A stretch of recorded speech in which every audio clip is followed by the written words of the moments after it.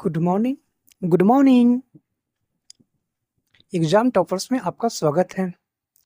मैं आज से आपको फ्री ऑफ कॉस्ट लुसेंट पढ़ाने को सोचा हूं। प्रतिदिन लुसेंट आपको याद करवाया जाएगा। इस पे पढ़ाया जाएगा chapter wise, page bye page, line by line. तो सबसे पहले मैं लुसेंट में ज्योग्राफी शुरू करता हूँ। आज सबसे पहला वीडियो जो आ रहा है वो ज्योग्राफी आ रहा है। प्रतिदिन हाफ आवर की 30 मिनट की क्लास आएगी जो रिकॉर्डेड होगी, उसे आप लोग देख लीजिएगा। और मेरा जो पढ़ाने का तरीका होगा वो ये होगा कि मैंने आज जो कुछ भी पढ़ा उसे अगले दिन मैं आपसे पूछूंगा, ताकि आप भूले नहीं, आपको याद रहे। और जो आपको याद रहेगा उसे कमेंट में बतलाइएगा, नहीं याद रहेगा तो मैं बतला दूंगा, तो उसे सीख लीजिएगा। ध्यान दे दीजिएगा एक बार। चलिए ज़्यादा समय ना बर्बाद करते हुए अपने टॉपिक पे चलता हूँ। लाइक सब्सक्राइब वगैरह जो करना है उसे कर ही दीजिएगा आप लोग। चलिए देखिए, पहला क्लास है आज, भूगोल से शुरू करते हैं। देखिएगा, बहुत ही आराम से ध्यान पूर्वक देखिएगा, क्योंकि बहुत अच्छा लगेगा पढ़ने में। और आज तक आपने जो इससे भी पढ़े हो, लेकिन जब आप मुझसे पढ़ेंगे तो आपको बहुत अच्छा लगेगा। एक दो दिनों आप ध्यान दीजिएगा कि एक दो दिनों हो सकता है वॉइस वगैरह प्रॉब्लम आए। जो शुरुआत होती है कोई भी चीज़ तो कठिनाइयाँ आती है, लेकिन धीरे धीरे सही हो जाएंगे। चलिए शुरू करते हैं, ज़्यादा टाइम नहीं लेते हुए। सबसे पहले भूगोल। ये भूगोल है क्या चीज़? तो सर्वप्रथम भूगोल शब्द का प्रयोग इरेटोस्थेनीज, एक ग्रीक विद्वान थे। कौन? इरेटोस्थेनीज। कोई पूछेगा कि सर्वप्रथम भूगोल शब्द का प्रयोग किसने किए, तो इरेटोस्थेनीज, जो एक ग्रीक के विद्वान थे। कब किए थे? तो 276 से 194 ईसा पूर्व। यह शब्द ग्रीक भाषा के दो मूल शब्द जियो और ग्रेफोस, जिसका अर्थ होता है जियो का मतलब पृथ्वी और ग्रेफोस का मतलब वर्णन, से प्राप्त किया गया। अर्थात भूगोल जो शब्द है इसका प्रयोग सबसे पहले इरेटोस्थेनीज किए थे।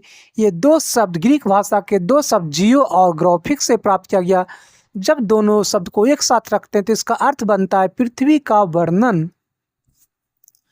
भूगोल के भूगोल के नामकरण एवं इस विषय को प्राथमिक स्तर पर व्यवस्थित स्वरूप प्रदान करने का श्रेय यूनान के निवासी को जाता है। अर्थात यूनान के निवासी ही जो थे, उन्होंने सबसे पहले भूगोल का नामकरण किए एवं प्राथमिक स्तर पर इस से व्यवस्थित ढंग से प्रस्तुत किए। हिकेटियस एक भूगोलवेत्ता थे। उन्होंने अपनी पुस्तक जसप्रीडियोस अर्थात पृथ्वी का वर्णन में उन्होंने अपनी पुस्तक लिखे थे जसप्रियोडस, जिसका अर्थ होता है पृथ्वी का वर्णन में सर्वप्रथम भौगोलिक तत्वों का क्रमबद्ध समावेश किया। अध्ययन के लिए स्वतंत्र विषय के रूप में भूगोल को 19वीं शताब्दी में ही मान्यता मिली। अध्ययन के लिए भूगोल को सर्वप्रथम कब मान्यता मिली? तो 19वीं शताब्दी में मान्यता मिली थी। 20वीं शताब्दी के आरंभ में भूगोल मनुष्य और पर्यावरण के प्रारंभिक पारस्परिक संबंधों का अध्ययन के रूप में विकसित हुआ। इसकी दो विचारधाराएं थी। भूगोल जो विकसित हुआ, इसकी दो विचारधाराएं थी। पहला संभववाद, दूसरा निश्चयवाद। संभववाद मतलब संभावना, नाम से ही पता चल रहा है कि संभावनाओं के बारे में बात करेगा। निश्चयवाद मतलब जो पहले से निश्चित हो, तय हो, उसकी बात करेगा। सबसे पहले हम लोग संभववाद देखते हैं। संभववाद क्या है? इसके अनुसार मनुष्य अपने पर्यावरण में परिवर्तन करने में समर्थ है, अर्थात संभावना है कि मनुष्य पर्यावरण में परिवर्तन कर सके तथा प्रकृति प्रदत्त अनेक संभावनाओं को, प्रकृति से जो कुछ भी प्राप्त हो उसके अनेक संभावनाओं को अपनी इच्छा के अनुसार उपयोग कर सकता है मनुष्य। और विचारधारा के समर्थक है। इस विचारधारा के समर्थक कौन कौन है? तो भूगोल बेटा वाइडल डी ला ब्लास और फ्रेवे, ये दोनों इसके समर्थक हैं। दूसरा कहता है निश्चयवाद। दूसरा जो निश्चयवाद है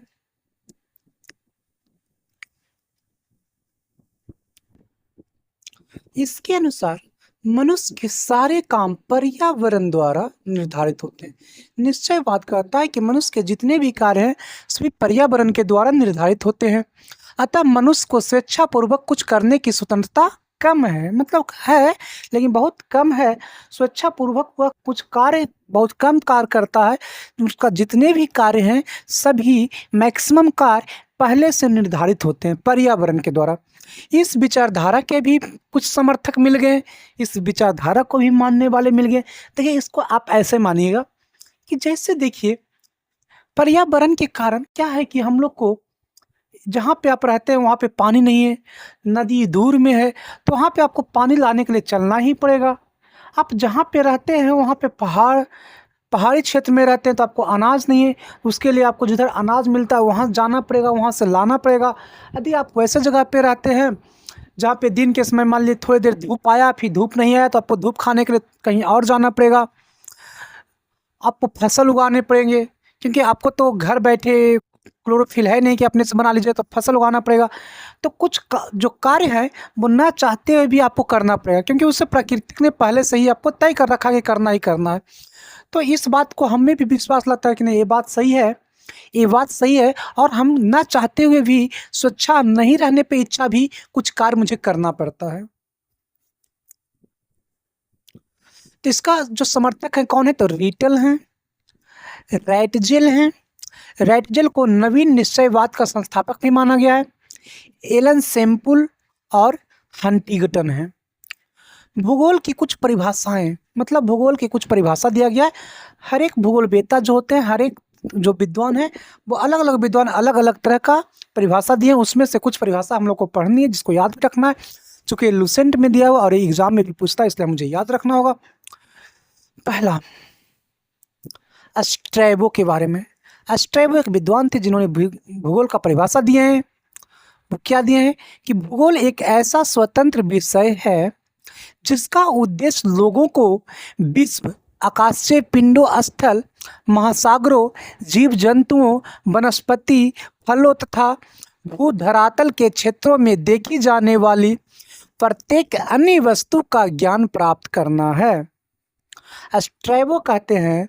स्ट्रैबो साहब कहते हैं कि भूगोल एक ऐसा स्वतंत्र विषय है जिसका उद्देश्य लोगों को विश्व में और आकाश से पिंड, स्थल, महासागर, जीव जंतु, वनस्पति, फल, भूधरातल के क्षेत्र में देखी जाने वाले जो कुछ भी है उसके बारे में ज्ञान प्राप्त करना ही भूगोल है।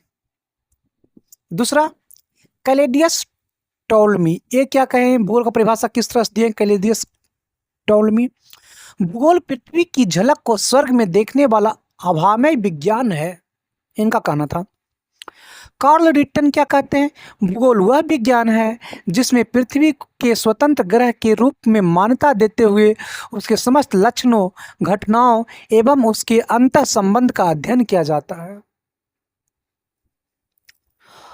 आर्थर होम्स क्या कहते हैं कि भूगोल में पृथ्वी के उस भाग का अध्ययन किया जाता है जो मानव के रहने का स्थान है।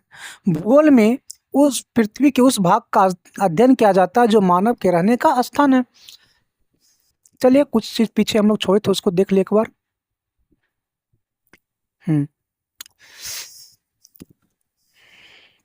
देखिए, पहला, भूगोल का जनक हिकेटियस को कहा जाता है, ये ध्यान रखने वाली बात है। वर्तमान भूगोल का जनक कौन है? Alexander von Humboldt. Alexander von Humboldt. व्यवस्थित भूगोल का जनक कौन है? इरेटोस्थनीज। भौतिक भूगोल का जनक कौन है? तो पोलिडोनियम। सांस्कृतिक भूगोल का जनक कौन है? कार्ल ओ सावर। गणितीय भूगोल के संस्थापक कौन है? थेल्स व एनेक्सीमिंडर। थेल्स थ्योरम भी एक पढ़ने का है गणित में, तो गणितीय भूगोल बोले तो थेल्स से याद रह सकता है। विश्व ग्लोब का निर्माता, विश्व के ग्लोब कौन बनाए थे? ये बहुत अच्छा क्वेश्चन है। मार्टिन वैहम। विश्व के ग्लोब जो बना हुआ है, हम लोग ग्लोब जो देखते हैं उसका निर्माता कौन है? तो मार्टिन वैहम। विश्व मानचित्र के निर्माणकर्ता, विश्व का मानचित्र कौन बनाए हैं? तो अनेगजी मेंडर ये विश्व के मानचित्र बनाए थे और मार्टिन वैहम जो है ये ग्लोब बनाए। मार्टिन वैहम ग्लोब बनाए हैं अनेकजी मेंडर ये मैप बनाए हैं। देखिए, मानचित्र में म है, मेंडर में म है, मार्टिन बैहम में एक ग्लोब बनाए थे। भौगोलिक विश्वकोश का रचनाकार, भौगोलिक विश्वकोश का रचनाकार कौन है? तो स्ट्राबो। ब्रह्मांड किसे कहते हैं? तो अस्तित्वमान, जो कुछ भी अस्तित्व में है उसके पास द्रव्य है, जो कि पदार्थ, द्रव्य मतलब पदार्थ, एक द्रव होता है, एक द्रव्य होता है। जब द्रव कहेगा, द्रव और द्रव्य में अंतर है। ये हो गया द्रव, इस द्रव मतलब होता है लिक्विड फॉर्म, लिक्विड के रूप में जो जल होता है उसे द्रव कहते हैं। और द्रव्य जब कहता है, ये जो लिखा हुआ है द्रव्य, इसका मतलब पदार्थ होता है। तो अस्तित्वमान द्रव्य एवं ऊर्जा के सम्मिलित रूप को ब्रह्मांड कहते हैं। ब्रह्मांड किसे कहते हैं? तो अस्तित्वमान द्रव्य एवं ऊर्जा के सम्मिलित रूप को ही हम लोग ब्रह्मांड के नाम से जानते हैं। दूसरे शब्दों में अगर दूसरा परिभाषा दिया जाए तो सूक्ष्मतम अणु से लेकर महाकाय आकाश गंगाओं तक के सम्मिलित स्वरूप को ब्रह्मांड कहा जाता है। अर्थात इसमें हम जो कुछ भी देखते हैं या महसूस करते हैं, उस छोटे से छोटे अणु से लेकर के बड़े से बड़े विशालकाय पदार्थ तक को ही हम लोग ब्रह्मांड के नाम से जानते हैं। ब्रह्मांड की उत्पत्ति कैसे हुई? तो ब्रह्मांड की उत्पत्ति से संबंधित प्रमुख सिद्धांत निम्नलिखित है। कई सिद्धांत है ब्रह्मांड की उत्पत्ति से, अर्थात अलग अलग लोग, अलग अलग भूगोलवेत्ता ब्रह्मांड की उत्पत्ति को अलग अलग सिद्धांत दिए हैं। सबसे पहला है महाविस्फोटक सिद्धांत। इसे इंग्लिश में हम लोग बिग बैंग थ्योरी के नाम से भी जानते हैं। इसका इंग्लिश याद रखना बहुत ज़रूरी है, क्योंकि उसे बिग बैंग थ्योरी भी लिखा जाता है। कहीं कहीं पे क्वेश्चन में बिग बैंग थ्योरी भी लिख सकता है, महाविस्फोट सिद्धांत नहीं लिख करके। तो ये कौन दिए थे?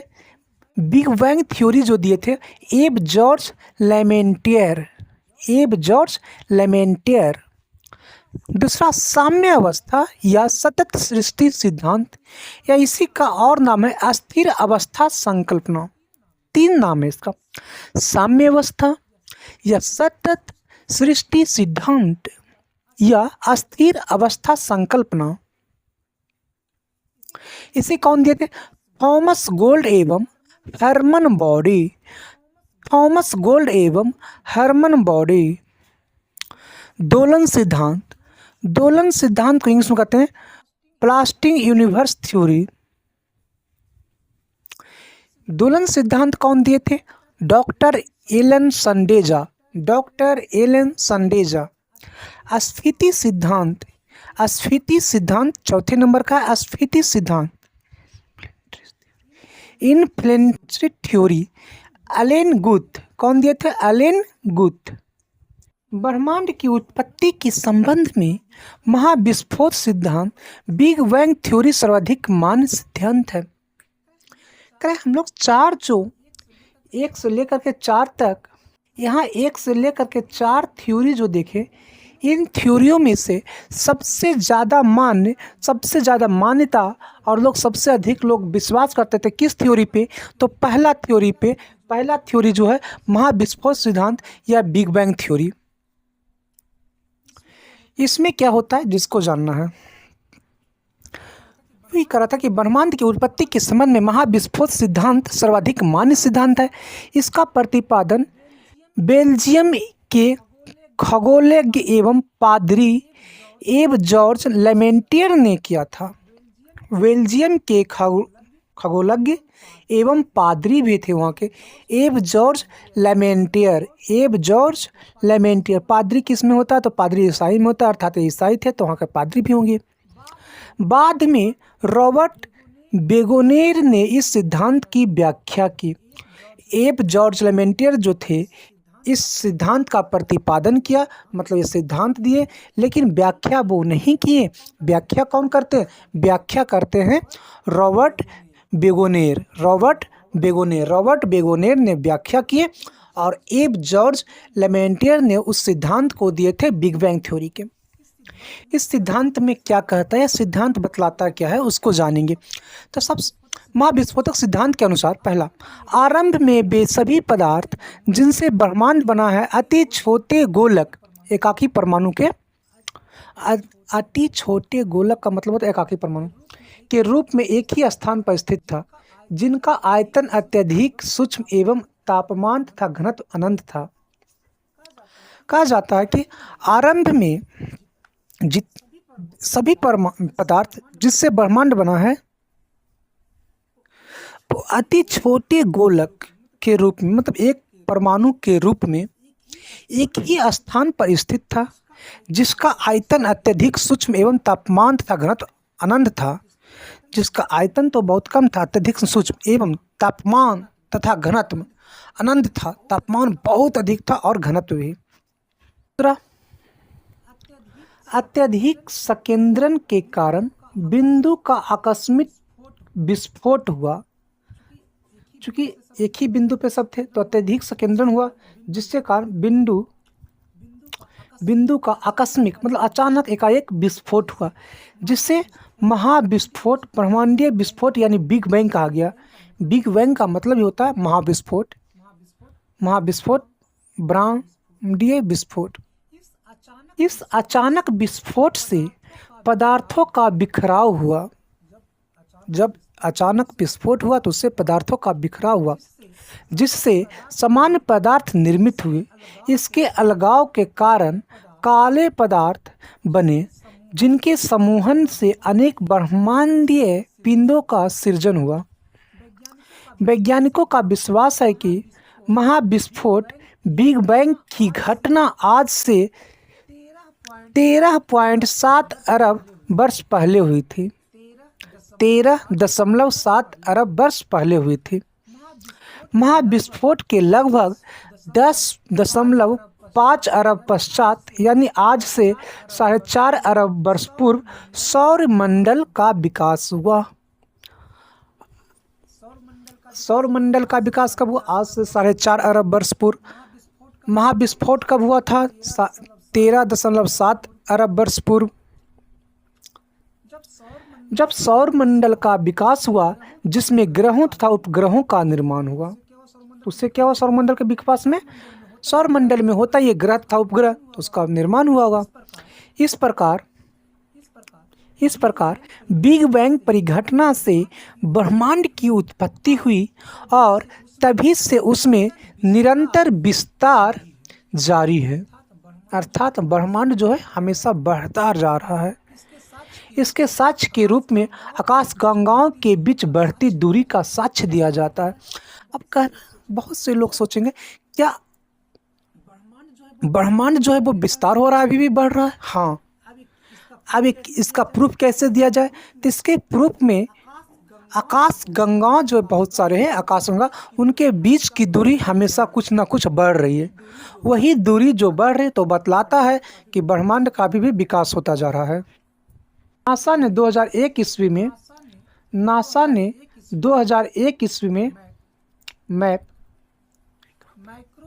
माइक्रोवेव एनिस्टोग्राफी प्रोब नामक अनुसंधान में इसकी पुष्टि की थी। नासा इसकी पुष्टि कब की थी? तो नासा ने 2001 ईस्वी में, कब? तो 2001 ईस्वी में माइक्रोवेव एनिस्टोग्राफी प्रोब नामक अनुसंधान में इसकी पुष्टि की थी। अर्थात इसका कहने का अर्थ हुआ कि ब्रह्मांड हमेशा बढ़ते जा रहा है। इसका पुष्टि 2001 में नासा ने किया था। ब्रह्मांड के निरंतर विस्तार के साक्ष्य जुटाने में एडविन हब्बल का योगदान उल्लेखनीय है। ब्रह्मांड हमेशा विस्तृत हो रही है, बढ़ रहा है। इसका साक्ष्य, इसका प्रूफ जुटाने में मेन रूप से कौन योगदान दिए हैं? तो उसमें से मुख्य रूप से ब्रह्मांड का निरंतर विस्तार का साक्ष्य जुटाने में एडविन हब्बल का योगदान उल्लेखनीय है। मतलब एडविन हब्बल जो है वो महत्वपूर्ण कार्य किए हैं, वो साक्ष्य अधिक जुटाए होंगे या साक्ष्य जुटाने में अधिक से अधिक मदद किए होंगे। ब्रह्मांड के निरंतर विस्तार के साक्ष्य के रूप में अंतरिक्ष में सूक्ष्म तरंगों की उपस्थिति का पता चलना, अंतरिक्ष में रेड शिफ्ट रेडशिफ्ट परिघटना का अवलोकन तथा आधुनिक अध्ययनों में सुपरनोवा का अंतरिक्ष में विस्फोट होना भी ब्रह्मांड के विस्तार के साक्ष्य के रूप में माना जाता है। तो ब्रह्मांड के विकास के साक्ष्य के रूप में कई साक्ष्य हैं। उसमें सबसे प्रमुख साक्ष्य जो है वो ये है कि आकाश गंगाओं की दूरी हमेशा बढ़ते जा रही है। नोट, नासा द्वारा 30 जून 2001 ईस्वी को डेविड विल्किंसन के नेतृत्व में बिग बैंग की पुष्टि हेतु मैप परियोजना माइक्रोवेव एंटीस्ट्रोफी प्रोब मैप का शुभारंभ किया गया, जो कि पहले भी हम देखे थे। मैप एक खोजी ग्रह है। मैप क्या है? एक खोजी ग्रह। इससे प्राप्त चित्रों से बिग बैंग की पुष्टि होती है। 1 फरवरी 2013 ईस्वी को इस आधार पर नासा ने ब्रह्मांड की आयु 13.7 अरब वर्ष निर्धारित करने की घोषणा की। ब्रह्मांड की आयु 13.7 अरब वर्ष यह कब निर्धारित हुआ था? तो 11 फरवरी 2013 ईस्वी को। डेविड विल्किंसन की सितंबर 2002 ईस्वी के निधन के पश्चात, डेविड विल्किंसन का निधन कब हुआ? सितंबर 2002 ईस्वी में। उनके सम्मान में मैप उपग्रह का नाम 11 फरवरी 2003 ईस्वी को W MAP Wilkinson microwave anisotropy probe रखा गया।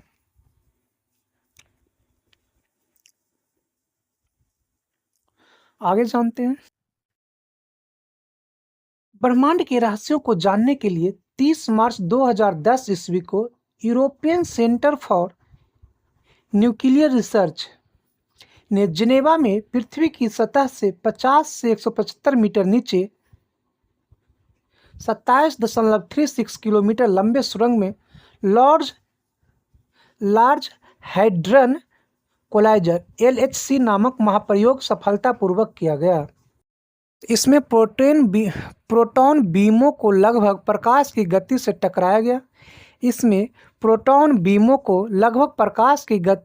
टकराया गया। तथा हिग्स बोसॉन के निर्माण का प्रयास किया गया। माना जाता है कि गॉड पार्टिकल के नाम से जाना जाने वाला हिग्स बोसॉन में ही ब्रह्मांड का रहस्य छिपे हैं, क्योंकि यह सबसे बेसिक यूनिट माना जाता है।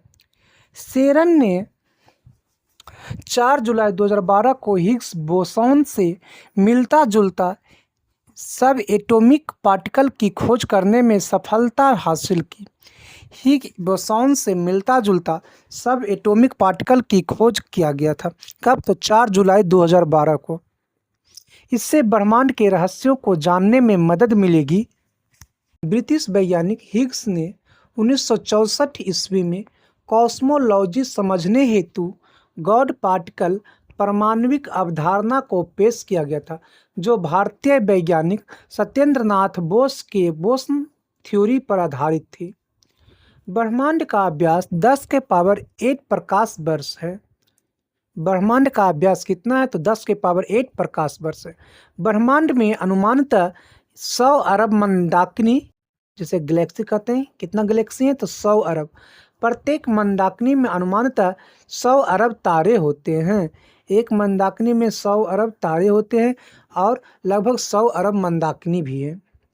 मंदाकिनी तारों का ऐसा समूह है जो धुंधला सा दिखाई पड़ता है तथा जो तारा निर्माण प्रक्रिया की शुरुआत का गैस पुंज है। मंदाकिनी गैलेक्सी का कहलाता है। मंदाकिनी कहते हैं किसको? जिसको बता रहा है कि तारों का ऐसा समूह जो धुंधला सा दिखाई पड़ता है तथा जो तारा निर्माण प्रक्रिया की शुरुआत का गैस पुंज है, मंदाकिनी कहलाता है। हमारी पृथ्वी की अपनी एक मंदाकिनी है, जिसे दुग्ध मेखला या आकाश गंगा या मिल्की वे कहते हैं। हमारी पृथ्वी की अपनी एक मंदाकिनी है। ये क्वेश्चन बार बार एग्जाम में पूछे जाते हैं कि हमारी पृथ्वी का जो एक मंदाकिनी, एकमात्र मंदाकिनी है, उसे किस नाम से जानते हैं? तो हम लोग या सबसे नज़दीक के मंदाकिनी क्या कहते हैं? तो दुग्ध मेखला कहते हैं। दुग्ध मेखला या आकाश गंगा उसी का नाम है, इंग्लिश में मिल्की वे। अब तक ज्ञात इस मंदाकिनी का 80% भाग सर्पिला स्पाइरल है। इस मंदाकिनी की सबसे पहले गैलीलियो ने देखा था। किसने देखा था? तो गैलीलियो ने देखा था। आकाशगंगा की सबसे नज़दीकी मंदाकिनी को देवयानी नाम दिया गया है। आकाशगंगा की सबसे नज़दीकी मंदाकिनी कौन सी है? तो देवयानी। नवीनतम ज्ञात मंदाकिनी मतलब सबसे नया जो ज्ञात किया गया मंदाकिनी कौन सा है? तो डवार्फ मंदाकिनी। डवार्फ मंदाकिनी याद रखना है बस इतना, डवार्फ। निहारिका यह एक ब्रह्मांडीय नर्सरी है जहां तारों का जन्म होता है। निहारिका में क्या होता है? तारों का जन्म होता है। निहारिका को इंग्लिश में नेबुला कहते हैं। निहारिका में तारों का जन्म होता है। निहारिका में धूल तथा गैसों का बादल होता है। सभी तारों का जन्म निहारिका में होता है, सिर्फ कुछ दुर्लभ अवसरों को छोड़कर जिसमें दो न्यूट्रॉन तारे एक श्याम बीवर बनाते हैं। करा कि वैसे भी न्यूट्रॉन तारे और श्याम बीवर मृत तारे माने जाते हैं। जब मैक्सिमम जो तारे होते हैं उनका जन्म निहारिका में ही होते हैं, सिर्फ कुछ तारों को छोड़ करके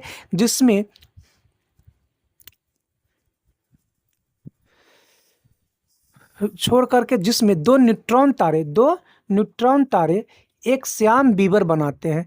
और वैसे भी न्यूट्रॉन तारे और श्याम बीवर मृत तारे माने जाते हैं, अर्थात जीवित जितने भी तारे हैं वे सभी का जन्म निहारिका में होते हैं। यहाँ पाए जाने वाले गैसों में हाइड्रोजन गैस, हीलियम गैस एवं अनआयनीकृत प्लाज्मा गैसें होती है। निहारिका में कौन सी गैस होती है? तो हीलियम गैस, हाइड्रोजन गैस और अन्य आयनीकृत प्लाज्मा गैसें होती है। निहारिका दो अलग अलग कारणों से बनती है। पहला ब्रह्मांड की उत्पत्ति और दूसरा किसी विस्फोटक तारे से बने सुपरनोवा से। निहारिका अलग अलग कारण से बनते, पहला ब्रह्मांड की उत्पत्ति के कारण और दूसरा किसी विस्फोटक तारे से बने सुपरनोवा से। ब्रह्मांड के जन्म के बाद परमाणुओं का जन्म हुआ। ऐसा माना जाता है कि ब्रह्मांड के जन्म के बाद ही परमाणुओं का जन्म हुआ है और इन परमाणुओं से धूल और गैस के बादल का निर्माण हुआ है। इन परमाणुओं से किसका निर्माण हुआ है? तो धूल और गैस के बादल का निर्माण हुआ। सुपरनोवा से जो पदार्थ उत्सर्जित होता है इससे भी निहारिका का जन्म होता है। सुपरनोवा से जो भी पदार्थ उत्सर्जित होता है उससे भी निहारिका का जन्म होता है। इसके उदाहरण है वेल और कर्क। सुपरनोवा से जो पदार्थ उत्सर्जित होता है उससे भी निहारिका का जन्म होता है। तो उसका कौन सा उदाहरण है? तो बेल और कर्क।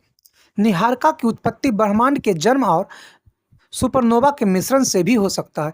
निहारिका की उत्पत्ति जो है वो ब्रह्मांड के जन्म और सुपरनोवा के मिश्रण से भी हो सकता है। निहारिका के कुछ प्रकार, पहला उत्सर्जन निहारिकाएं यह सबसे सुंदर और रंग बिरंगी होती है। उत्सर्जन निहारिकाएं जो होती है वो सबसे सुंदर होती है और रंग बिरंगी होती है। ये बन रहे तारों से प्रकाशित होती है। उदाहरण चील एवं झील निहारिका। परावर्तन निहारिकाएं यह तारों के प्रकाश को प्रवर्तित करती है। परावर्तन निहारिकाएं जो है यह तारों के प्रकाश को परावर्तित करती है। ये तारे या तो निहारिका के अंदर होते हैं या पास में होते हैं। ये तारे जो हैं या तो निहारिका के अंदर होते हैं या पास में होते हैं। उदाहरण प्लेइडेस निहारिका। कौन सा निहारिका? तो प्लेइडेस निहारिका परावर्तन निहारिकाएं हैं। चील एवं झील निहारिका उत्सर्जन निहारिकाएं के उदाहरण है। प्लेइडेस निहारिका प्रवर्तन निहारिकाएं का उदाहरण है। अब श्याम निहारिकाएं के बारे में जानते हैं। चलिए, श्याम निहारिकाएं ये अपने पीछे से आने वाली प्रकाश को एक दीवार की तरह रोक देती है। श्याम निहारिकाएं जो होती है अपने पीछे से आने वाली प्रकाश को एक दीवार की तरह रोक देती है। यही कारण है कि हम अपनी आकाशगंगा में बहुत दूर तक नहीं देख सकते हैं। यही श्याम निहारिकाएं के कारण हम अपनी आकाशगंगा में बहुत दूर तक नहीं देख सकते हैं। ग्रहीय निहारिकाएं इसका निर्माण उस वक्त होता है जब एक सामान्य तारा एक लाल दानव तारे में बदलकर अपने बाहरी तहों को उत्सर्जित कर देता है। इसी वजह से इनका आकार गोल होता है। ग्रहीय नीहारिकाएं का आकार गोल होता है। अगला है ओरियन नेबुला। ओरियन नेबुला हमारी आकाशगंगा के सबसे शीतल और चमकीले तारों का समूह है। हमारी आकाशगंगा का सबसे शीतल मतलब सबसे ठंडा और चमकीला, सबसे ज़्यादा चमकीला तारों का समूह कौन सा है? तो ओरियन नेबुला। तारों के बारे में विस्तृत जानकारी के लिए भौतिक का अध्याय ब्रह्मांड देखें। मतलब कहता है कि भौतिक का मतलब फिजिक्स का अध्याय ब्रह्मांड के बारे में, फिजिक्स में अगर ब्रह्मांड चैप्टर मिलता है तो उसे पढ़ेंगे तो तारों के बारे में अधिक और जानकारी प्राप्त होगी। ब्रह्मांड के अंदर ही सौरमंडल था, तो अब हम लोग सौरमंडल के बारे में जानना चाहेंगे। तो सौरमंडल क्या है? तो सूर्य के चारों ओर चक्कर लगाने वाले विभिन्न ग्रहों, क्षुद्र ग्रहों, धूमकेतुओं, उल्काओं तथा अन्य आकाशीय पिंडों के समूह को सौरमंडल कहते हैं। सौरमंडल किसको कहते हैं? तो सूर्य के चारों ओर चक्कर लगाने वाले विभिन्न ग्रह, क्षुद्र ग्रह, धूमकेतु, उल्काओं तथा अन्य आकाशीय पिंडों के समूह को सौरमंडल कहते हैं। सौरमंडल में सूर्य का प्रभुत्व है, क्योंकि सौरमंडल निकाय का द्रव्य लगभग 99,999 द्रव्य सूर्य में निहित है।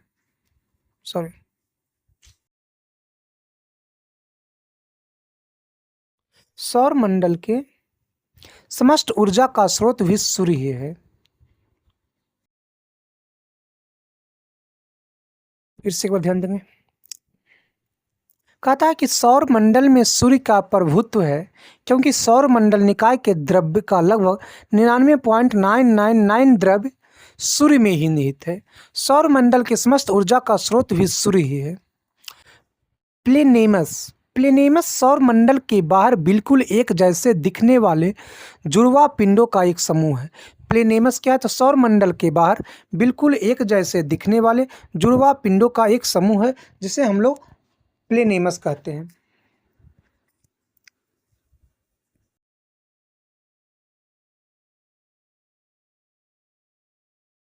सूर्य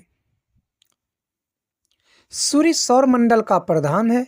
यह हमारी मंदाकिनी दुग्ध मेखला का केंद्र से लगभग 30,000 प्रकाश वर्ष की दूरी पर एक कोने में स्थित है। सौरमंडल का प्रधान कौन है? तो सूर्य है। यह हमारी मंदाकिनी दुग्ध मेखला के केंद्र से लगभग 30,000 प्रकाश वर्ष की दूरी पर एक कोने में स्थित है।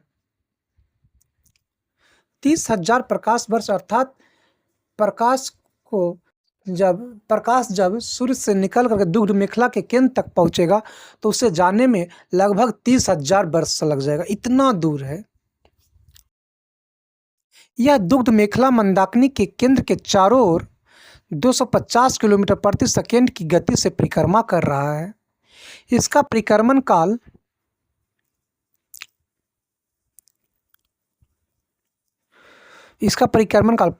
मतलब दुग्ध मेखला के केंद्र के चारों ओर एक बार घूमने में लगा समय कोई परिक्रमण काल कहते हैं।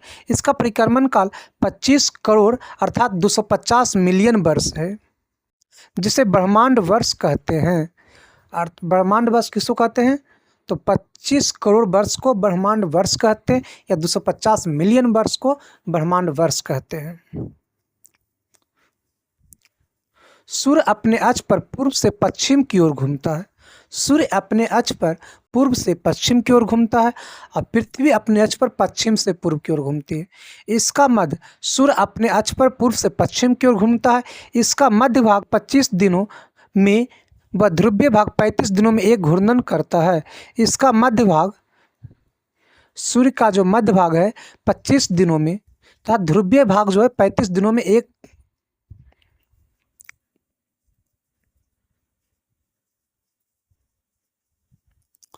सूर्य का जो मध्य भाग है 25 दिनों में तथा ध्रुवीय भाग जो है 35 दिनों में एक घूर्णन करता है।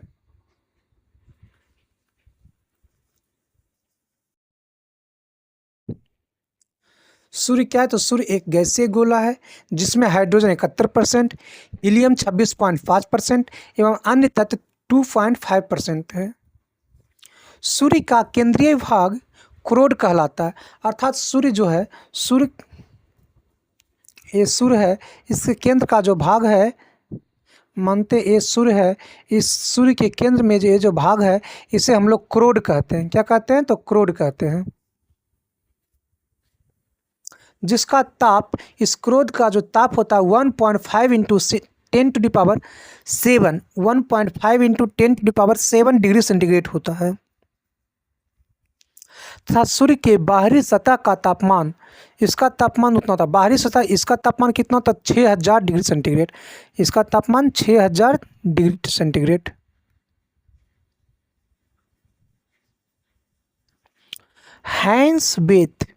हैंसबेथ ने बताया कि 10⁻7 डिग्री सेंटीग्रेड ताप पर सूर्य के केंद्र पर 4 हाइड्रोजन नाभिक मिलकर एक हीलियम नाभिक का निर्माण करता है। हैंसबेथ ने बताया था कि 10⁻7 डिग्री सेंटीग्रेड ताप पर सूर्य के केंद्र पर 4 हाइड्रोजन नाभिक मिलकर एक हीलियम नाभिक का निर्माण करता है। अर्थात सूर्य के केंद्र पर नाभिकीय संलयन होता है, जो सूर्य की ऊर्जा का स्रोत है। सूर्य में ऊर्जा कहाँ से प्राप्त होता है? तो नाभिकीय संलयन से। नाभिकीय संलयन कितने डिग्री सेंटीग्रेड पे होते हैं? 10⁻7 डिग्री सेंटीग्रेड पे।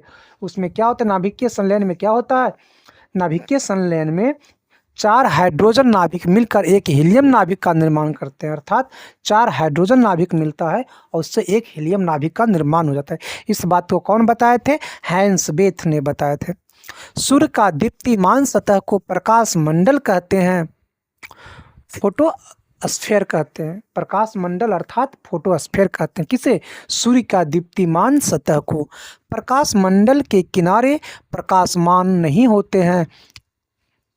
प्रकाश मंडल के किनारे प्रकाशमान नहीं होते हैं, क्योंकि सूर्य का वायुमंडल प्रकाश का अवशोषण कर लेता है। क्योंकि सूर्य का वायुमंडल प्रकाश का अवशोषण कर लेता है।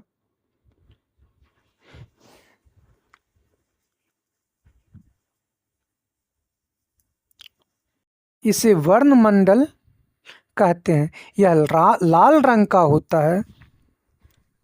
सूर्य ग्रहण के समय सूर्य का दिखाई देने वाला भाग को सूर्यकिरीट कहते हैं। सूर्यकिरीट कहते हैं। यह सूर्य का बाह्यतम परत है। सूर्यकिरीट एक्स रे उत्सर्जित करता है, इसे सूर्य का मुकुट कहा जाता है। पूर्ण सूर्य ग्रहण के समय सूर्यकिरीट से प्रकाश की प्राप्ति होती है। सूर्य का उम्र लगभग 5 बिलियन वर्ष है। Thank you. आज की क्लास में इतना ही। मिलते हैं हम लोग नेक्स्ट क्लास में।